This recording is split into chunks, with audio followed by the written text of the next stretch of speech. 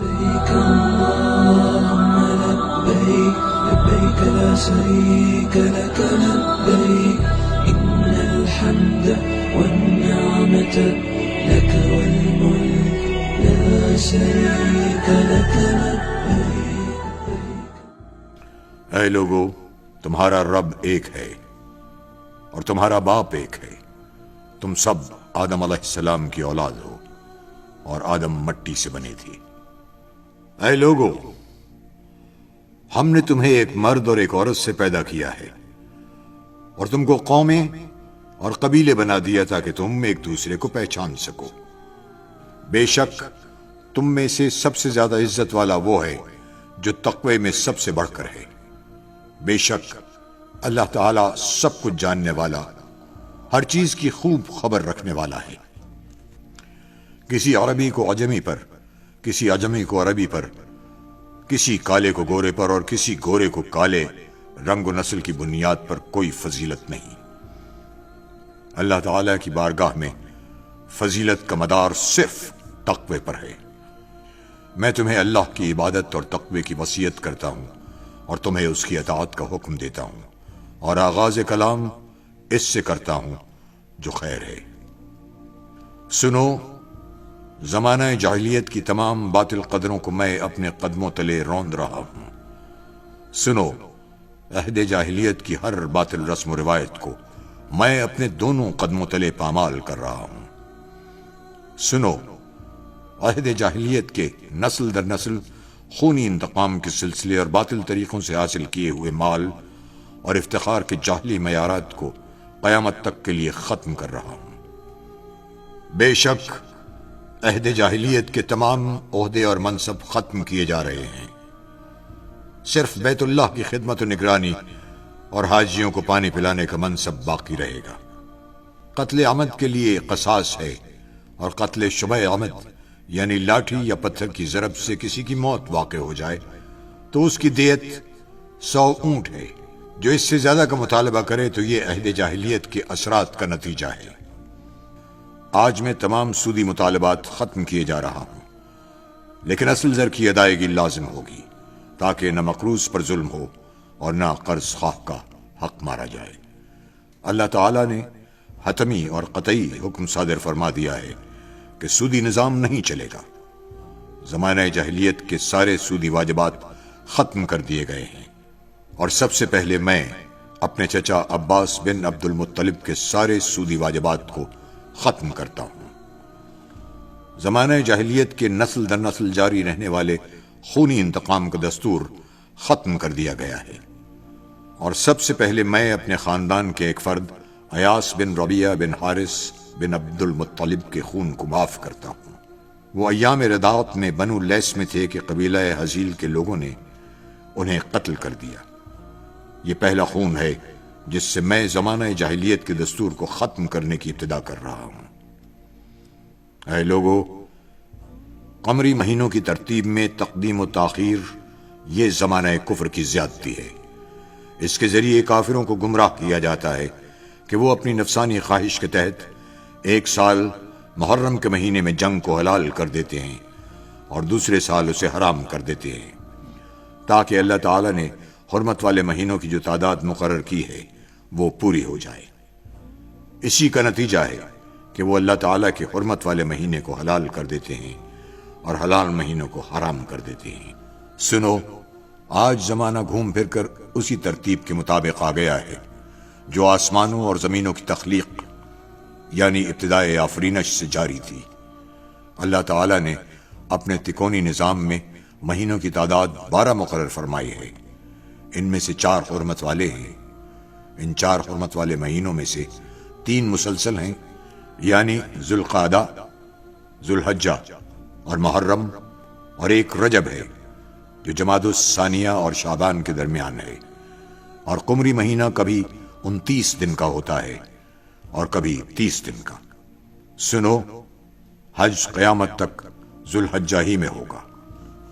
اے لوگو، تمہارے جسم، تمہاری جان، تمہارے مال اور تمہاری عزت و آبرو کو ایک دوسرے پر وہی حرمت حاصل ہے جو اس مہینے ذوالحجہ، اس شہر مقدس مکۃ المکرمہ اور اس دن یوم عرفہ کو حاصل ہے جس میں تم سب آج جمع ہو۔ میری بات غور سے سنو، تم عزت والی زندگی پاؤ گے، مگر شرط یہ ہے کہ نہ دوسرے پر ظلم کرو اور نہ تم پر ظلم کیا جائے، اور نہ اپنے آپ پر ظلم کرو۔ اے لوگو، بے شک ایک مسلمان دوسرے مسلمان کا بھائی ہے، سب مسلمان آپس میں بھائی بھائی ہیں۔ ایک مومن کا سب کچھ دوسرے پر ایسا ہی حرام ہے جیسے آج کے دن کی حرمت۔ اس کا گوشت دوسرے پر حرام ہے، وہ غیبت کر کے اس کا گوشت نہ کھائے۔ ایک مسلمان کی آبرو دوسرے پر حرام ہے، کوئی کسی کا عیب ظاہر نہ کرے۔ ایک مسلمان کا چہرہ دوسرے پر حرام ہے، کوئی کسی کو تھپڑ نہ مارے، کوئی کسی کو ایذا نہ پہنچائے، کوئی کسی کو ایذا پہنچانے کے لیے دھکا نہ دے۔ ہر مسلمان کے لیے دوسرے مسلمان بھائی کا خون حلال نہیں، کسی بھی مسلمان کے لیے دوسرے کا مال حلال نہیں ہے سوائے اس کے کہ وہ خوش دلی سے کوئی چیز اسے دے۔ میں تمہیں بتاتا ہوں کہ حقیقی مسلمان کون ہے۔ حقیقی مسلمان وہ ہے جس کی دست درازی اور زبان کی اذیت سے دوسرا مسلمان محفوظ رہے۔ حقیقی مومن وہ ہے جس سے لوگوں کی جان و مال محفوظ رہے۔ حقیقی مہاجر وہ ہے جو گناہوں اور اللہ تعالیٰ کی نافرمانی کو ترک کر دے۔ حقیقی مجاہد وہ ہے جو اللہ تعالیٰ کی اطاعت میں اپنے نفس کی باطل خواہشات کے خلاف جہاد کرے۔ سنو، تم میں سے جس کے پاس کسی کی امانت ہے وہ اس کے حقدار کو لوٹا دے۔ قرض کا ادا کرنا لازم ہے، عاریتاً لی ہوئی چیز مالک کو واپس لوٹا دی جائے۔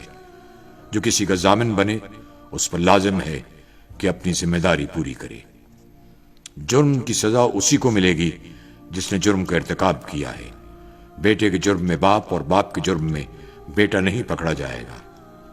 عورتوں کے معاملے میں ہمیشہ اللہ سے ڈرتے رہو، کیونکہ تم نے اللہ کی امانت کے طور پر حاصل کیا ہے، اور ان سے ازدواجی تعلق اللہ تعالیٰ کے قانون کے تحت تمہارے لیے حلال ہوا ہے۔ سنو، تمہارے لیے عورتوں کے بارے میں حسن سلوک کی وصیت ہے، کیونکہ وہ تمہاری پابند ہیں اور ان پر تمہارے اختیار کا دائرہ محدود ہے۔ اے لوگو، عورتوں کے تم پر اور تمہارے عورتوں پر کچھ حقوق ہیں۔ تمہارا عورتوں پر حق یہ ہے کہ وہ کھلی بے حیائی نہ کریں، وہ تمہاری خوابگاہ کو کسی غیر سے پامال نہ کرائیں، تمہاری اجازت کے بغیر کسی ناپسندیدہ شخص کو تمہارے گھر میں داخل نہ کریں۔ اگر وہ خدا نخواستہ ایسا کرتی ہیں تو اللہ تعالیٰ نے تمہیں اختیار دیا ہے کہ تم تادیب کے طور پر ان کا بستر الگ کر دو۔ تم تادیب و تنبیہ کے لیے انہیں معمولی سزا دے سکتے ہو۔ اور تمہاری بیویوں کے بھی تم پر کچھ حقوق ہیں، یہ کہ تم لباس اور طعام کی سہولتوں میں ان کے ساتھ حسن سلوک کرو۔ اگر وہ تمہاری نافرمانی سے باز آ جائیں اور جائز امور میں تمہاری اطاعت کریں تو دستور کے مطابق انہیں خوراک اور لباس فراہم کرو۔ عورتیں معروف کاموں میں تمہاری نافرمانی نہ کریں۔ اگر وہ اس معیار پر پورا اترتی ہیں تو تمہیں ان پر کسی زیادتی کا کوئی حق نہیں ہے۔ عورتیں گھریلو اخراجات میں شوہر کی اجازت کا خیال رکھیں۔ بچے کا نسب اسی کی طرف منسوب ہوگا عورت جس کے نکاح میں ہے۔ زانی کے لیے محرومی ہے اور اس کا حساب اللہ کے سپرد ہے۔ کسی عورت کے لیے جائز نہیں کہ وہ اپنے شوہر کی اجازت کے بغیر اپنا مال کسی اور کو دے۔ سنو، جس نے اپنے نسب کی نسبت اپنے حقیقی باپ کے سوا کسی اور کی طرف کی تو اس پر اللہ تعالیٰ، اس کے فرشتوں اور سب لوگوں کی لعنت ہے۔ اس کی نہ کوئی فرض عبادت قبول ہوگی اور نہ ہی نفل۔ اپنے خادموں اور ماتحتوں کا اچھی طرح خیال رکھو، انہیں وہی کھلاؤ جو خود کھاتے ہو، وہی پہناؤ جو خود پہنتے ہو۔ اگر وہ کوئی ایسا گناہ کرے جو تمہارے نزدیک ناقابل معافی ہے تو انہیں انتہائی سخت سزا دینے کے بجائے ان سے جان چھڑانے کا دوسرا طریقہ اختیار کرو۔ میں ایک بار پھر تاکید کے ساتھ تمہیں حکم دیتا ہوں کہ اپنے خادموں اور ماتحتوں کے ساتھ حسن سلوک کرو، انہیں وہی کھلاؤ جو خود کھاتے ہو اور وہی پہناؤ جو خود پہنتے ہو۔ اے لوگوں، مجھے حکم دیا گیا ہے کہ میں لوگوں سے لڑوں یہاں تک کہ وہ کلمہ لا الہ الا اللہ کہنے پر آمادہ ہو جائیں۔ جب وہ توحید اور رسالت کا اقرار کر لیں تو ان کی جان و مال محفوظ ہے، آخرت میں ان کا حساب اللہ پر ہے، یعنی باطن اور نیتوں کا فیصلہ اللہ کی عدالت میں ہوگا۔ اللہ کے ساتھ کسی کو شریک نہ ٹھہراؤ، ناحق کسی کو قتل نہ کرو، زنا نہ کرو اور چوری نہ کرو۔ اے لوگو، میرے بعد کوئی نبی نہیں اور تمہارے بعد کوئی امت نہیں ہے۔ اپنے رب کی عبادت کرو، 5 وقت کی فرض نمازیں پڑھو، ماہ رمضان کے فرض روزے رکھو، بیت اللہ کا حج کرو، خوش دلی سے اپنے مال کی زکوٰۃ ادا کرو۔ اگر تم نے یہ سب کچھ کر لیا تو تمہارا رب عز و جل تمہیں جنت میں داخل فرمائے گا۔ اور اللہ سے ڈرتے رہو اور ناپ تول میں کمی نہ کرو اور زمین میں فساد برپا نہ کرو اور دین میں حد سے تجاوز نہ کرو۔ تم سے پہلی امتیں اس لیے ہلاک ہوئیں کہ انہوں نے دین میں غلو کیا، یعنی حد سے تجاوز کیا۔ اے لوگو، شیطان اس بات سے تو مایوس ہو چکا ہے کہ تمہاری اس زمین پر کبھی اس کی عبادت کی جائے، لیکن اس کے علاوہ بہت سے معاملات میں لوگ اس کا کہا مانیں گے۔ وہ اس بات پر بھی راضی ہوگا کہ تم بعض معمولی باتوں میں اس کی پیروی کرو، بس اپنے دین و ایمان کی حفاظت کی خاطر اس کے فریب سے بچ کر رہو۔ اللہ نے جو بھی بیماری نازل کی ہے اس کے لیے اس نے دوا بھی اتاری ہے، سوائے بڑھاپے کے۔ اے لوگو، اللہ تعالیٰ نے وراثت میں ہر وارث کا حصہ مقرر کر دیا ہے، تو اب کسی کے لیے یہ جائز نہیں ہے کہ وہ اپنی وفات سے پہلے کسی وارث کے لیے کوئی وصیت کرے، اور غیر وارث اور خیر کے دوسرے کاموں کے لیے وصیت کی زیادہ سے زیادہ حد کل ترکے کی 1/3 تک ہے۔ میری اور مجھ سے پہلے انبیاء کی بہترین دعا یہ ہے: اللہ ایک ہے، اس کا کوئی شریک نہیں، بادشاہت اسی کے لیے ہے، ہر تعریف کے لائق وہی ہے، خیر اسی کے قبضے و قدرت میں ہے، وہی زندگی عطا کرتا ہے اور وہی موت دیتا ہے، اور وہ ہر چیز پر قادر ہے۔ لوگوں، جان لو کہ 3 باتیں ایسی ہیں جن سے مومن کے دل میں کینہ پیدا نہیں ہوتا، یہ کہ عمل خیر خالص اللہ کے لیے ہو، اہل اختیار کی خیر خواہی کرو، مسلمانوں کی جماعت کو لازم پکڑو۔ اے لوگوں، صاحب اختیار کی بات کو سنو اور اطاعت کرو، خواہ تم پر ایک نکٹا حبشی غلام امیر بنا دیا جائے، جب تک کہ وہ کتاب اللہ کے مطابق حکم دے، یعنی حاکم کی اطاعت اس امر کے ساتھ مشروط ہے کہ اس کا حکم کتاب و سنت کے مطابق ہو۔ اے لوگوں، میری بات کو سمجھو، کیونکہ میں نے دین کا پیغام تم تک پہنچا دیا ہے۔ میں نے تمہارے درمیان ایسی چیزیں چھوڑ دی ہیں کہ جب تک تم انہیں مضبوطی سے تھامے رہو گے کبھی گمراہ نہ ہوگے۔ وہ یہ ہے اللہ تعالی کی کتاب اور اس کے نبی کی سنت۔ سنو، ہر نبی کی دعوت گزر چکی، مگر میری دعوت یعنی شریعت مصطفی قیامت تک جاری رہے گی۔ اے لوگوں، میری بات غور سے سنو اور سمجھو، شاید اس سال کے بعد اس مقام پر میری تم سے ملاقات نہ ہو سکے۔ اے لوگوں، خاموش رہو، شاید تم مجھے اس سال کے بعد یہاں نہ دیکھ سکو۔ میری بات غور سے سنو، میں تمہارے سامنے وضاحت سے بیان کر رہا ہوں، شاید اس سال کے بعد میری تم سے ملاقات نہ ہو سکے۔ مجھ سے مناسک حج اچھی طرح سمجھ لو، شاید میں اس سال کے بعد حج نہ کر سکوں۔ اے لوگوں، علم حاصل کرو اس سے پہلے کہ علم اٹھا لیا جائے۔ آپ صلی اللہ علیہ وسلم نے 3 مرتبہ تکرار کے ساتھ فرمایا، علم کا اٹھانا اس طرح ہوگا کہ علماء حق اٹھا لیے جائیں گے۔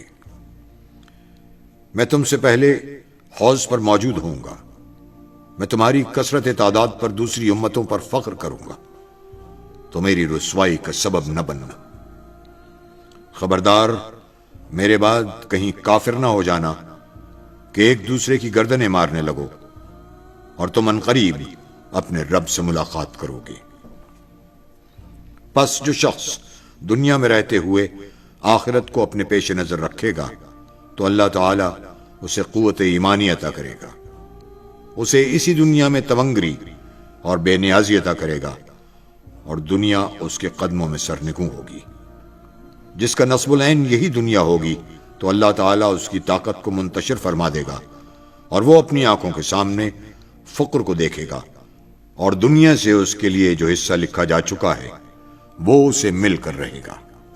سنو، تم نے مجھے براہ راست دیکھ لیا اور سن لیا، اور تم سے میرے بارے میں پوچھا جائے گا، بس جس نے مجھ پر جھوٹ باندھا تو وہ اپنا ٹھکانہ جہنم کو بنا لے۔ سنو، جو یہاں پر موجود ہیں وہ اس پیغام حق کو ان تک پہنچا دیں جو یہاں موجود نہیں ہیں۔ ممکن ہے کہ وہ لوگ جو یہاں پر موجود نہیں ہیں وہ اس پیغام کی حفاظت براہ راست سننے والوں سے بھی زیادہ کریں۔ سنو، قریب والا اس پیغام کو دور والے تک پہنچا دیں۔ پھر آپ صلی اللہ علیہ وآلہ وسلم نے حاضرین سے مخاطب ہو کر دریافت کیا، لوگو، کیا میں نے اللہ تعالیٰ کا پیغام تم تک پہنچا نہیں دیا؟ یہ سوال آپ نے 3 بار فرمایا تو تمام صحابہ کرام نے یک زبان ہو کر اقرار کیا کہ آپ نے یقیناً یہ پیغام ہم تک پہنچا دیا ہے۔ پھر رسول اللہ صلی اللہ علیہ وآلہ وسلم نے 3 مرتبہ فرمایا، اے اللہ تو گواہ رہنا، اے اللہ تو گواہ رہنا، اے اللہ تو گواہ رہنا کہ تیرے یہ بندے برملا شہادت دے رہے ہیں کہ میں نے تبلیغ دین کا حق ادا کر دیا۔ پھر آپ صلی اللہ علیہ وآلہ وسلم نے صحابہ کرام سے مخاطب ہو کر دریافت فرمایا، تم سے میرے بارے میں پوچھا جائے گا تو تم کیا جواب دو گے؟ تمام صحابہ کرام نے ببانگ دول اعتراف کیا، ہم گواہی دیتے ہیں کہ آپ نے دعوت دین کی امانت ہم تک پہنچا دی، آپ نے فریضہ رسالت ادا کر دیا، اور آپ نے خیر خواہی کا حق ادا کر دیا۔ آخر میں پھر رسول اللہ صلی اللہ علیہ وآلہ وسلم نے 3 مرتبہ اپنی شہادت کی انگلی آسمان کی طرف بلند کی اور نیچے لائے اور فرمایا، اے اللہ تو گواہ رہنا، اے اللہ تو گواہ رہنا، اے اللہ تو گواہ رہنا۔